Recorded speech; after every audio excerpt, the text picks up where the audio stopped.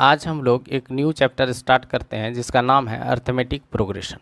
आज हम लोग अर्थमेटिक प्रोग्रेशन में कॉन्सेप्ट को जानेंगे और उससे रिलेटेड हम लोग प्रॉब्लम्स को भी सॉल्व करेंगे। तो आइए सीखते हैं। देखिए अर्थमेटिक प्रोग्रेशन में क्या होता है कि अगर मान लेते हैं कोई नंबर, सपोज कीजिए कि 2000 मान लेते हैं, यहाँ पे 2000 है, मतलब 2000 है, ठीक है। 2000 से ये नंबर 3000 हो गया, 2000 से 3000 हो गया, 3000 से 4000 हो गया, 4000 से 5000 हो गया। यानी इस तरह से ये इंक्रीज़ हो रहा है, ठीक है।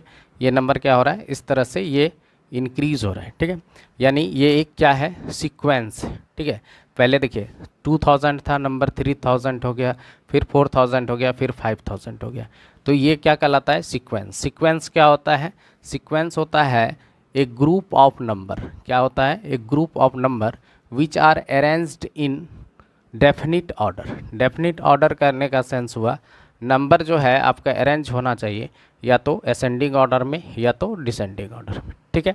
अब यहाँ पे देखिए और कहता है फॉलोइंग सर्टन रूल, यानी ये फॉलो भी करता है, एक सर्टन रूल्स को फॉलो करते हुए आगे बढ़ रहा है, ठीक है। जैसे कि यहाँ पे अगर फर्स्ट नंबर को देखें, फर्स्ट नंबर मेरा क्या था, 2000 था, और उसमें 1000 ऐड हुआ, तो 1000 इसमें ऐड हो गया, तो ये कितना हो गया, 3000। फिर 3000 में अगर 1000 ऐड कर देते हैं तो कितना हो गया, 4000। फिर 4000 में अगर 1000 ऐड कर दिए तो ये क्या हो गया, 5000। यानी ये एक रूल्स को फॉलो कर रहा है, यानी हर प्रीवियस नंबर में 1000 जोड़ने पर जो न्यू नंबर्स फॉर्म हो रहे हैं, ठीक है। यानी पहले वाला नंबर, यानी फर्स्ट अगर ये नंबर में 1000 ऐड किए तो सेकंड नंबर ऑप्टेंड हो गया, सेकंड नंबर में फिर 1000 ऐड किए तो थर्ड नंबर हो गया, ठीक है। फिर देखिए अगर आपके पास अगर 1 है, फिर है आपके पास 4 है, ठीक है। फिर आपके पास कितना है, 9 है, फिर क्या है आपके पास 16 है, आपके पास 25 है, फिर अगर आपके पास 36, और इसी तरह से। तो ये भी एक सीक्वेंस, ये भी एक रूल्स को फॉलो कर रहा है। इसमें क्या रूल्स है, रूल्स है कि यहाँ पे n बराबर एक नेचुरल नंबर है, n क्या है, एक नेचुरल नंबर है, ठीक है। और n बराबर क्या है, एक नेचुरल नंबर है। और यहाँ पे क्या हो रहा है, नेचुरल नंबर का मतलब होता है काउंटिंग नंबर, जो 1 2 3 ऐसे है। अब ये क्या है, ये रूल को फॉलो कर रहा है n स्क्वायर, वेयर n बराबर क्या है, 1 2 3, ठीक है। तो अब देखिए यहाँ पे क्या हो गया, 1 का स्क्वायर हो गया, यहाँ पे 1 का स्क्वायर, ठीक है। यानी n का वैल्यू अगर 1 रखते हैं तो 1 का स्क्वायर, n का वैल्यू 2 रखते हैं तो 2 का स्क्वायर। तो ये भी एक रूल्स को फॉलो कर रहे हैं, ठीक है। तो इसको भी हम लोग क्या बोलेंगे, सीक्वेंस बोलेंगे, ठीक है। अब आपके पास अगर मान लेते हैं 2 है, 4 है, 6 है, 8 है और 10 है, इस तरह का एक सीक्वेंस, ठीक है। सीक्वेंस को आप सीख लिए, सीक्वेंस किसे कहा जाता है। अब जो इसमें जितने भी नंबर्स होते हैं, ठीक है, नंबर्स यहाँ पे लिख सकते हैं, नंबर्स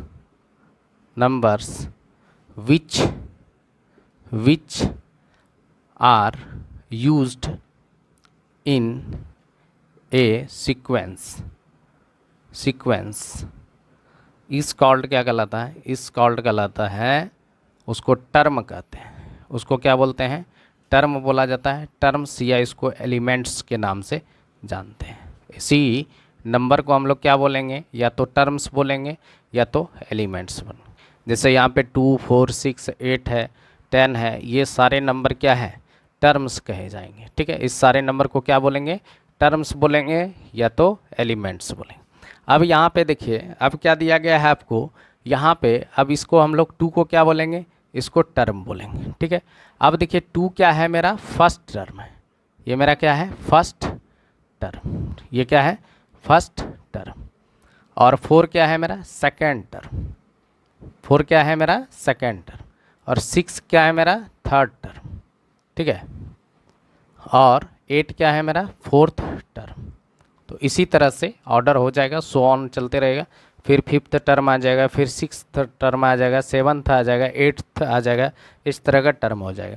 अब देखिए यहाँ पे आप लिख सकते हैं, क्या लिख सकते हैं, अब देखिए ये जो टर्म होता है इसको डिनोटेड कैसे किया जाता है, लिखिएगा, इट इज़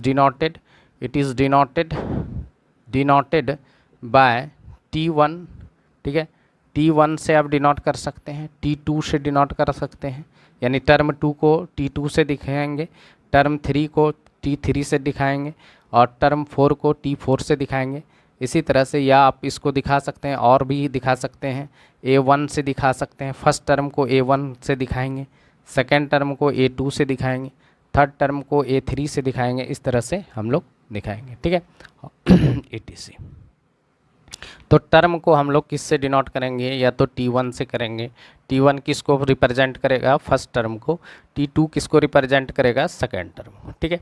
बहुत आसान है, ठीक है। किसी भी सीक्वेंस में, जैसे ये सीक्वेंस था 2 था, 4 था, 6 था, 8 था, 10 था, इस तरह से एक सीक्वेंस दिया गया था, ठीक है।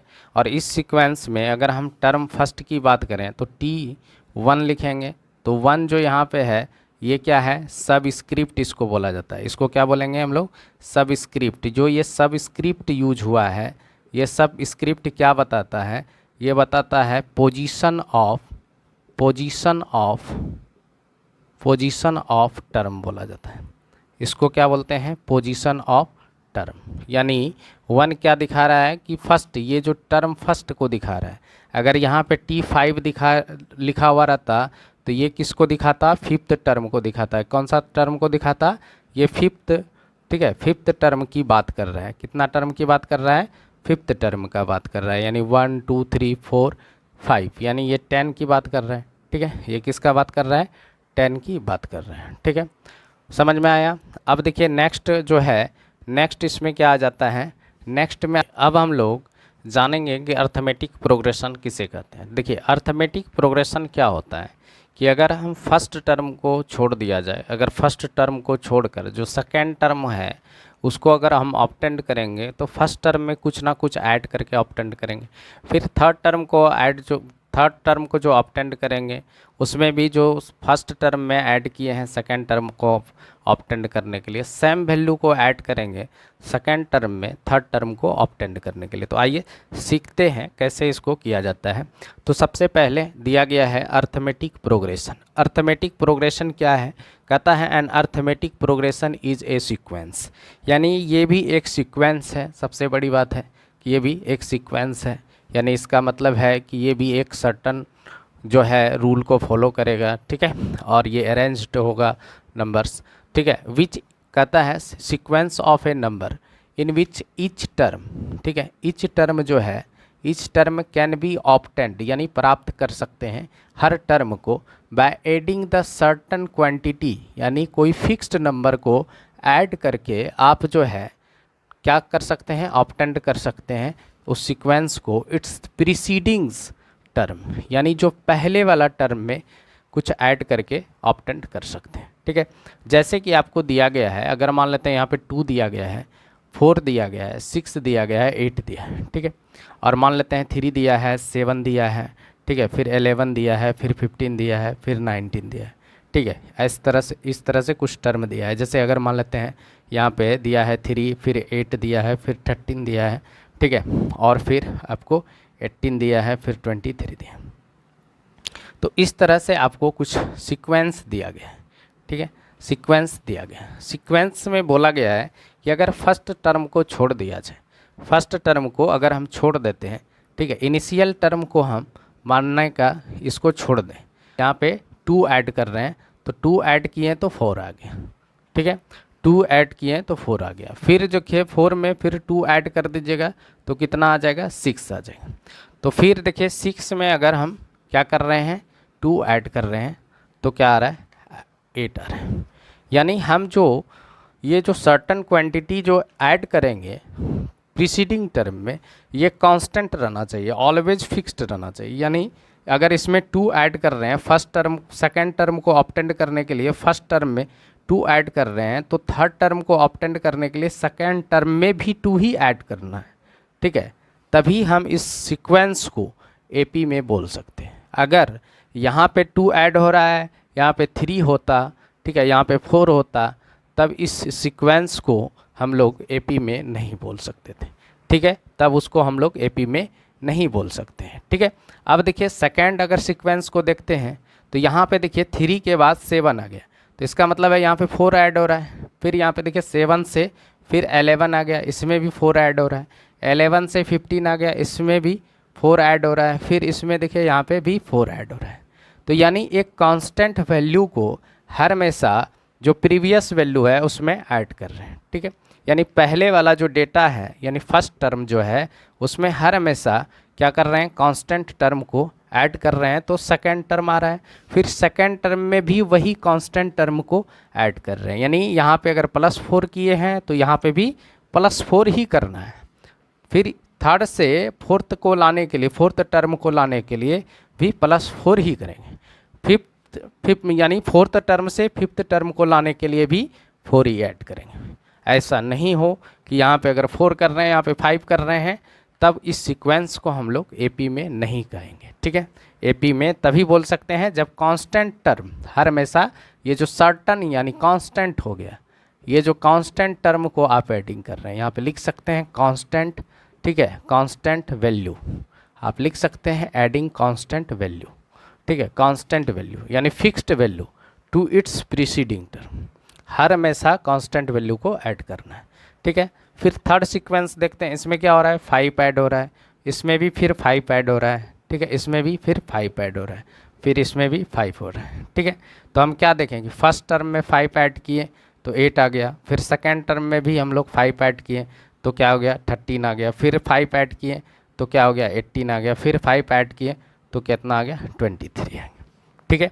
इस तरह से हम लोग सीक्वेंस, इस प्रकार के सीक्वेंस को जिसमें ऑलवेज कांस्टेंट टर्म ऐड हो, ठीक है, प्रीवियस टर्म में यानी पहले वाले टर्म में कांस्टेंट टर्म ऐड हो, तो हम क्या कह सकते हैं कि ये जो सीक्वेंस है ये सीक्वेंस किस में है, एपी में। अब अगर आपका सीक्वेंस एपी में है, अगर सीक्वेंस आपका एपी में है, जैसे कि अगर एक सीक्वेंस है आपका दिया हुआ, मान लेते हैं ये सीक्वेंस है, ठीक है, सपोज कीजिए आपके पास सीक्वेंस है 4 है, ठीक है, 11 है, 18 है, ठीक है, फिर 25 है, फिर 32 है, ठीक है, इस तरह का सीक्वेंस दिया गया। अब देखिए सबसे पहले इसको हम लोग क्या बोलेंगे, हम ये सीक्वेंस में देखिए कितने टर्म हैं, यहाँ पे अभी तो इन्फिनाइट नंबर ऑफ टर्म है, ठीक है, इन्फिनाइट नंबर ऑफ टर्म है, लेकिन हम लोग कितना टर्म लिए हैं, 1 2 3 4 5। अब 5 में सबसे फर्स्ट टर्म क्या है मेरा, 4 है, तो ये मेरा क्या हो जाएगा, T1। इसको हम लोग क्या बोलेंगे, टर्म फर्स्ट, यानी T1 से हम रिप्रेजेंट करते हैं, और फिर या तो आप A1 से भी रिप्रेजेंट कर सकते हैं, टर्म 1 को आप A1 से भी रिप्रेजेंट कर सकते हैं, ठीक है। अब यहाँ पे दिया है सेकेंड टर्म की बात करें तो ये है T2, अगर थर्ड टर्म की बात करें तो ये T3 है, अगर फोर्थ टर्म की बात करें तो ये T4 है, ठीक है, और फिर एक और टर्म है तो ले लीजिए T5। इस तरह से ये भी आगे बढ़ते हैं, ठीक है। अब देखिए यहाँ पे जो फर्स्ट टर्म है यानी 2 कंजुगेटिव टर्म के बीच का जो डिफरेंस है, जो 2 कंजुगेटिव टर्म के बीच का जो डिफरेंस है, यहाँ पे देखिए लिख सकते हैं डिफरेंस बिटवीन 2 कंजुगेटिव, ठीक है, conjugative terms are, difference between 2 conjugative terms is called, क्या कहा जाता है, इसी को बोलते हैं कॉमन डिफरेंस। इसको किस नाम से जानते हैं हम लोग, कॉमन डिफरेंस के नाम, ठीक है, किस नाम से जानते हैं, कॉमन डिफरेंस के नाम, ठीक है। यानी 2 टर्म के बीच के डिफरेंस, 2 कंजुगेटिव लगातार होना चाहिए, जैसे यहाँ पे T2 माइनस T1 करेंगे, ठीक है, इक्वल टू अगर T3 माइनस T2 आ जाए, अगर T4 माइनस T3 आ जाए, ठीक है, अगर ये सारा वैल्यू सेम आ जाए, ठीक है, तो क्या होगा, वो तो एपी में हो जाएगा। लेकिन 2 कंजुगेटिव टर्म के वैल्यू क्या आना चाहिए, जो डिफरेंस होगा उसी को हम लोग क्या बोलेंगे, कॉमन डिफरेंस। किस में बोलेंगे, जब ये सीक्वेंस इन एपी में होगा तब बोलेंगे, ऐसा नहीं कि अगर सीक्वेंस आपका एपी में नहीं है तब आप नहीं बोल सकते उसको, तब आप उसको कॉमन डिफरेंस उसका नाम नहीं दे सकते। कॉमन डिफरेंस का मतलब हो गया कि हर टर्म के बीच का जो डिफरेंस है वो सेम है, ठीक है, यानी हर टर्म के बीच का जो डिफरेंस है वो कांस्टेंट, और वही कांस्टेंट डिफरेंस, वही जो कांस्टेंट डिफरेंस है वही क्या कहलाएगा, मेरा कॉमन डिफरेंस। यानी जो ये सर्टन क्वांटिटी ऐड कर रहे हैं यही सर्टन क्वांटिटी मेरा क्या कहलाता है, यही कांस्टेंट वैल्यू या सर्टन क्वांटिटी क्या कहलाता है, कॉमन डिफरेंस कहलाता है, ठीक है। इसको जनरली हम डी से दिखाते हैं, ठीक है। इसको आप लिख सकते हैं इट इज़ जनरली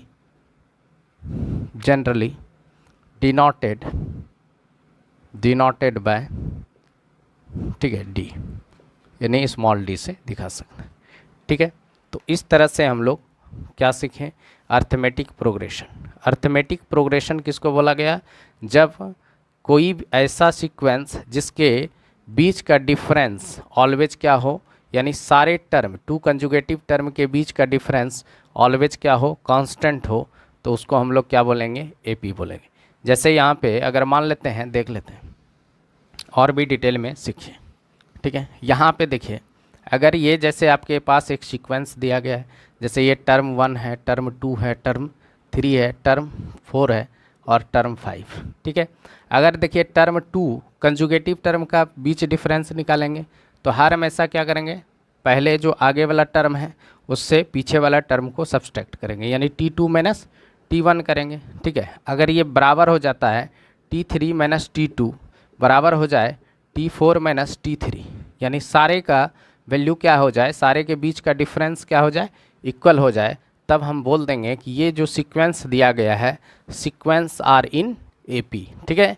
तब हम लोग बोल सकते हैं कि ये सीक्वेंस क्या है, एपी में है। अगर ये डिफरेंस सेम नहीं है, यानी टू कंजुगेटिव नंबर के बीच का डिफरेंस अगर सेम नहीं है, ठीक है, तो क्या हो जाएगा, तब इस टर्म को यानी इस सीक्वेंस को हम लोग एपी में नहीं बोलेंगे, ठीक है।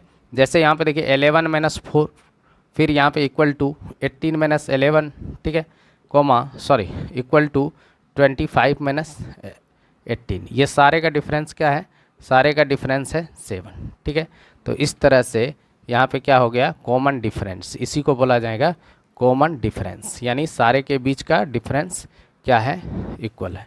यानी किसी भी सीक्वेंस में अगर कॉमन डिफरेंस सेम है तो इसका मतलब है वो सीक्वेंस किस में है, एपी में। तो हम लिख सकते हैं कि 4, 11, 18 एंड 25 आर इन एपी, ठीक है। यानी ये अर्थमेटिक प्रोग्रेशन है, क्या है, ये सीक्वेंस किस में है, अर्थमेटिक प्रोग्रेशन में, ठीक है। आइए अब नेक्स्ट फॉर्म सीखते हैं, general term of an AP सीखेंगे। क्या है general term of an AP, देखिए यहाँ पे general term of an AP क्या सीखेंगे, general term of an AP. AP का जनरल टर्म क्या होता है, तो जनरल टर्म क्या होता है, लेट कर लेते हैं, लेट यहाँ पे फर्स्ट टर्म हम लोग मान लेते हैं, फर्स्ट टर्म मेरे पास क्या है, फर्स्ट टर्म ए है, ठीक है, एंड कॉमन डिफरेंस जो है वो डी है, ठीक है। अगर मेरे पास फर्स्ट टर्म पता हो जाए, कॉमन डिफरेंस पता चल जाए, तो एपी को हम लोग लिख सकते हैं, यानी सीक्वेंस को बना सकते हैं। कैसे सीक्वेंस, तो सीक्वेंस क्या तैयार होगा, सीक्वेंस तैयार होगा ए, फर्स्ट टर्म ए है तो ए को तो फर्स्ट टर्म तो ए ही रह जाएगा, दूसरा क्या हो जाएगा ए प्लस डी, ठीक है, यानी इसमें डी ऐड हो गया। फिर सेकेंड टर्म क्या हो जाएगा, सेकेंड टर्म क्या हो जाएगा ए प्लस 2d, ठीक है। फिर थर्ड टर्म क्या हो जाएगा ए प्लस 3d, ठीक है। फिर फोर्थ टर्म क्या हो जाएगा ए प्लस 4d, ठीक है। इसी तरह से चलते रहेंगे, ठीक है। इस तरह से सीक्वेंस तैयार होगा। कब सीक्वेंस ये तैयार होगा, जब मेरा फर्स्ट टर्म क्या रहे, ए रहे, और कॉमन डिफरेंस क्या रहे, डी रहे, ठीक है। तो अगर फर्स्ट टर्म ए है और कॉमन डिफरेंस डी है, तब जो हमारा एपी तैयार होगा वो होगा ए कॉमा ए प्लस डी कॉमा ए प्लस 2d कॉमा ए प्लस 3d। यानी ये क्या है मेरा, यहाँ पे ए मेरा T1 यानी फर्स्ट टर्म, ए प्लस डी क्या है, सेकेंड टर्म, ए प्लस 2d क्या है, थर्ड टर्म, ए प्लस 3d क्या है, ये है फोर्थ टर्म, ए प्लस 5d क्या है, ए प्लस 4d क्या है, फिफ्थ टर्म, ठीक है। अब यहाँ पे देखिए 1 क्या दिखाता है, यहाँ पे 1 हम बताए हैं कि 1 क्या दिखाता है, ये दिखाता है पोजीशन ऑफ टर्म। 1 यहाँ पे किस चीज़ को रिप्रेजेंट कर रहा है, पोजीशन ऑफ टर्म, ठीक है। ये किसको दिखा रहा है, पोजीशन ऑफ टर्म। अगर मान लेते हैं कि ये डेटा, अगर देखिए यहाँ पे अगर ये 4 था तो यहाँ 3 लिखें, यहाँ 5 था तो यहाँ 4 लिखें। अगर हम बात करें कि जो nth टर्म यानी लास्ट टर्म जो होगा, nth टर्म क्या होगा मेरा, a plus n minus one into D. क्यों हुआ n minus one into D? देखिए यहाँ पे सीक्वेंस को फॉलो कर रहा है कि 3 यानी 5 था तो यहाँ पे 4 लिखें, यहाँ पे n था तो यहाँ पे क्या लिखें, एक कम लिख रहे हैं। अगर 5 था तो 4 लिख रहे हैं, तो n है तो n माइनस वन लिखेंगे। तो यहाँ पे टी एन बराबर मेरे पास क्या आ गया, टी एन बराबर आ गया a plus n minus one into d आ गया। इसी को हम लोग कहते हैं general term of N AP. इसी को हम लोग किस नाम से जानेंगे, इसको हम लोग बोलेंगे general term of an AP.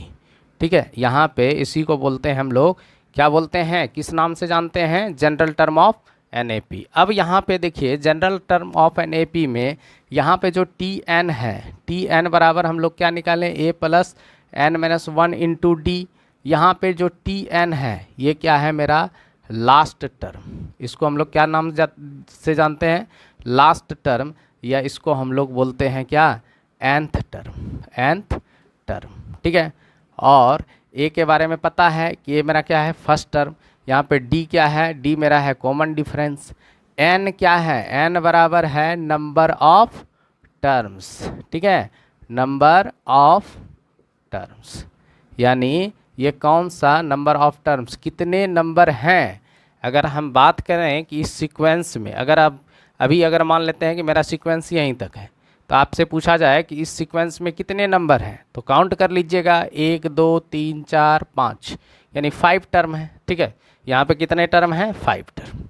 ठीक है, तो उसी तरह n बराबर, n क्या बताएगा, नंबर ऑफ टर्म्स को बताएगा। लेते हैं यहाँ पे 2 है, 6 है, 8 है, मान लेते हैं 2 है, 6 है, 10 है, 14 है, ठीक है, फिर 18 है, फिर 22 है। इस तरह से कोई सीक्वेंस, और ये एपी में है। ठीक है, क्योंकि इन टर्म के बीच, यानी 2 कंजुगेटिव टर्म के बीच का कॉमन डिफरेंस कितना है, 4 है। ठीक है, ठीक है, 2 + 4 6, 6 + 4 10, 10 + 4 कितना हो गया, 14, 14 + 4, यानी ये एपी में दिया गया है।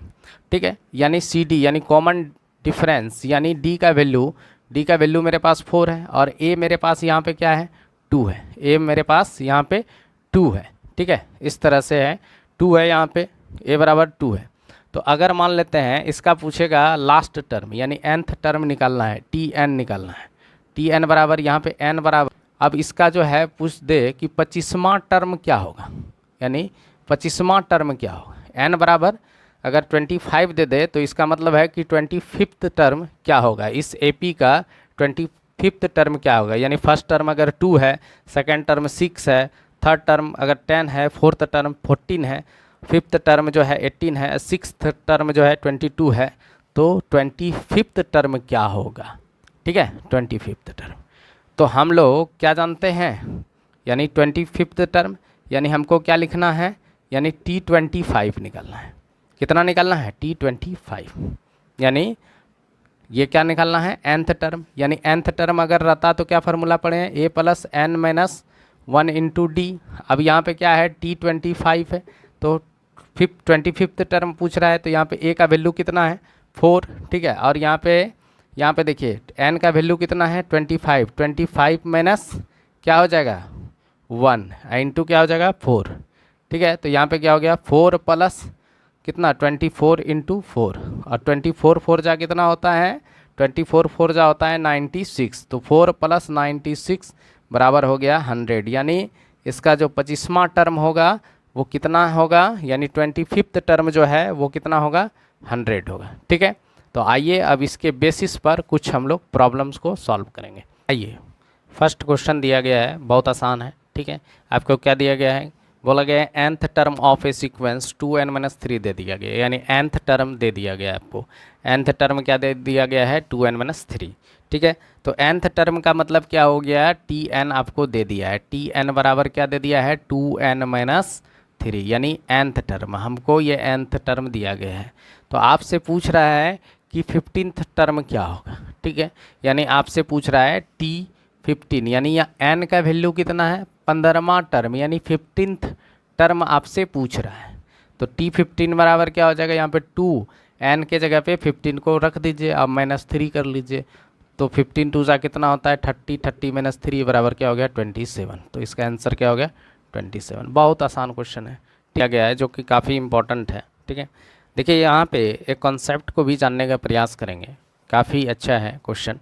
ठीक है, अब यहाँ पे देखिए क्या दिया गया है कि is 402 a term of A sequence. पूछा गया है कि क्या 402 जो है टर्म है इस सीक्वेंस का।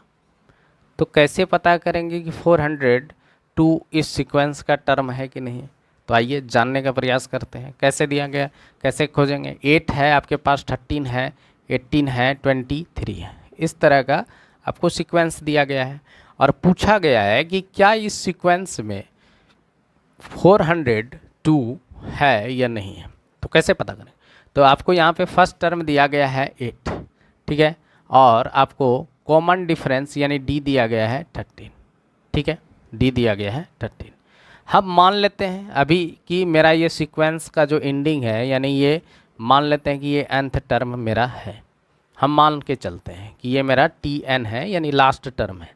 हम मान लिए कि यहाँ पे Tn बराबर यानी Tn यानी लास्ट टर्म मेरा 402 है। ठीक है, ये मान के लिए ये हम लेट कर लिए हैं कि मेरा लास्ट टर्म इस सीक्वेंस का 402 ही है। ठीक है, तो इससे हमको पोजीशन पता चल जाएगा। अब आपको निकालना है n निकालना है। अगर n, ये n जो निकलेगा, n का वैल्यू जो भी आएगा, ठीक है, अगर n का वैल्यू पॉजिटिव इंटीजर, n का वैल्यू क्या आना चाहिए पॉजिटिव इंटीजर। ठीक है, इंटीजर, अगर n का वैल्यू पॉजिटिव इंटीजर होता है, ठीक है, पॉजिटिव इंटीजर होता है, तब तो ये नंबर बोलेंगे कि परसेंट है। अगर n का वैल्यू पॉजिटिव इंटीजर नहीं आता है, फ्रैक्शन आ जाता है, निगेटिव नंबर आ जाता है, तो इसका मतलब है कि ये जो 402 है वो इस सीक्वेंस का टर्म नहीं है। तब यही जानेंगे। ठीक है, तो आइए सीखते हैं कैसे निकालेंगे। यहाँ पे Tn यानी लास्ट टर्म बराबर हम क्या फार्मूला पढ़े हैं, a plus n minus 1 into D. अब देखिए लास्ट टर्म आप क्या एज्यूम करके चल रहे हैं 402 है। ठीक है, और फर्स्ट टर्म क्या है आपके पास 8, n का वैल्यू क्या है पता नहीं, n तो निकालना ही है, और d आपके पास कितना है, d है आपके पास, d है यहाँ पे 5। ठीक है, d का वैल्यू क्या है 5। अब देखिए यहाँ पे 8 आया तो ये 8 माइनस हो जाएगा, यानी 402 में 8 माइनस हो गया, इधर से 8 आ गया इधर, तो ये इस साइड में था, इस साइड आएगा, तो ये पॉजिटिव था, इस साइड आया तो निगेटिव हो गया। तो यहाँ पे क्या हो गया n माइनस 1 इंटू 5।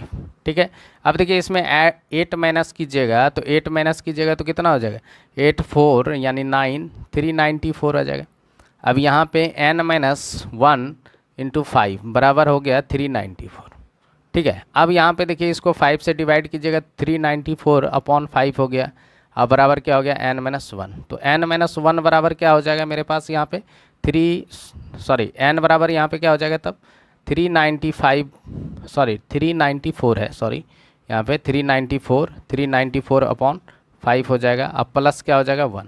ठीक है, अब इसको कर लीजिएगा, यहाँ पे ऐड कर लीजिएगा, 399 आ जाएगा बाय 5 आ जाएगा। तो ये पॉजिटिव इंटीजर नहीं हुआ, ये डेसिमल में आ जाएगा। तो n का वैल्यू यहाँ पे क्या हो गया पॉजिटिव इंटीजर नहीं है, तो यहाँ पे लिखेंगे, सिंस यहाँ पे लिखेंगे n is value of n, ये भी लिख सकते हैं, value of n is not a.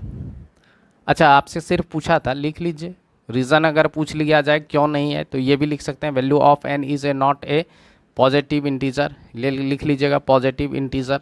ठीक है, इंटीजर अगर रीज़न पूछे तब, अगर रीज़न नहीं पूछना है तो कुछ भी नहीं लिखना है, तब डायरेक्ट लिख लीजिए 402। सो यहाँ पे लिख लीजिएगा therefore 402 is not a term of given sequence. ठीक है, इस सीक्वेंस का ये टर्म नहीं है। बहुत आसानी से इसको हम लोग सॉल्व कर लिए। ठीक है, आइए नेक्स्ट क्वेश्चन देखते। दिया गया है कि if fifth and sixth term of N AP are respectively 6 and 5। आपको दिया गया है, आपको फिफ्थ टर्म दे दिया है, 6 एंड सिक्स्थ टर्म दे दिया है 5। ठीक है, यही दिया गया है, और आपसे पूछा गया है कि 11th टर्म क्या होगा। ठीक है, 11th टर्म क्या होगा, यानी 5th और 6th टर्म आपको दे दिया गया है। ठीक है, तो यहाँ पे देखिए टी 5th यानी 5वां टर्म ये दिया गया है, तो यहाँ पे इसका मतलब क्या हो गया कि टी एन लास्ट टर्म का फार्मूला हम लोग क्या सीखे हैं, यानी a plus n minus 1 into d, यानी nth टर्म यानी लास्ट टर्म बराबर nth टर्म बराबर यही फार्मूला सीखे हैं हम लोग। ठीक है, अब यहाँ पे देखिए यहाँ पे टी एन तो टी 5 है, टी 5 बराबर क्या हो जाएगा तब ए प्लस यहाँ पे हो जाएगा एन का वैल्यू यहाँ पे क्या हो गया 5, तो यहाँ पे हो जाएगा 4d। ठीक है, तो टी 5 का वैल्यू दिया गया है 6, तो यहाँ पे हो गया 6 बराबर ए प्लस 4d। ठीक है, तो ए प्लस 4d बराबर आप लिख सकते हो 6, इसको इक्वेशन फर्स्ट मान लीजिए। फिर जो है आपको अगेन क्या दिया गया है, टी कितना दिया है T6 बराबर क्या हो जाएगा a प्लस 5d। ठीक है, अब T6 का वैल्यू यहाँ पे देखिए n माइनस 1 है, तो n का वैल्यू अगर 6 है तो 6 माइनस 1 5 हो गया इंटू डी। ठीक है, अब देखिए T6 का वैल्यू 5 है तो बराबर हो गया a प्लस 5d, तो a प्लस 5d बराबर हो गया कितना 5। ठीक है, इसको इक्वेशन सेकंड मान लें। ठीक है, अब हम लोग क्या करते हैं, इक्वेशन सेकंड में फर्स्ट को सब्सट्रैक्ट कर लेते हैं, इक्वेशन सेकंड माइनस क्या कर लेते हैं इक्वेशन फर्स्ट। ठीक है, तो क्या है मेरा सेकंड a प्लस 5d बराबर है 5, और फोर्थ क्या है मतलब सेकंड फर्स्ट इक्वेशन क्या है मेरा a प्लस 4d बराबर क्या है 6। माइनस कर लीजिए, साइन चेंज हो जाएगा, यहाँ पे कैंसिल, ये हो गया d बराबर हो गया -1। d का वैल्यू अगर आपके पास -1 आ गया तो a का वैल्यू क्या आ जाएगा। ठीक है, तो पुटिंग कर लीजिए, पुटिंग यहाँ पे putting d equal to -1 in equation first में पुट कर लेंगे, तो d का वैल्यू अगर a प्लस क्या हो जाएगा 4 इंटू -1 बराबर 6, तो यहाँ पे हो गया -4, तो -4 को इधर ले आएंगे तो +4 हो जाएगा, तो a बराबर क्या हो गया 10 हो गया, a का वैल्यू 10 आ गया, यानी फर्स्ट टर्म मेरे पास निकल गया। हमको पूछा था 11th टर्म, यानी T11 बराबर क्या हो जाएगा a प्लस n माइनस 1, तो n मेरा 11 है, 11 में 1 चला गया तो 10 इंटू डी, तो a का वैल्यू कितना है 10 प्लस यहाँ पे भी हो गया 10, d का वैल्यू -1, तो 10 माइनस 10 बराबर 0, यानी इस तरह से T11 का वैल्यू क्या आ गया मेरे पास 0। ठीक है, तो आज हम लोग अर्थमेटिक प्रोग्रेशन में बहुत सारे कॉन्सेप्ट को भी जाने और उससे रिलेटेड कुछ प्रॉब्लम्स को भी सॉल्व किए। नेक्स्ट वीडियो में अर्थमेटिक प्रोग्रेशन से और भी प्रॉब्लम्स को सॉल्व करेंगे। आज के लिए इतना ही। ठीक है, अगर सेशन आप लोग को अच्छा लगता है तो लाइक एवं सब्सक्राइब ज़रूर कीजिए और अपने दोस्तों के बीच में भी शेयर कीजिए। आज के लिए इतना ही, धन्यवाद।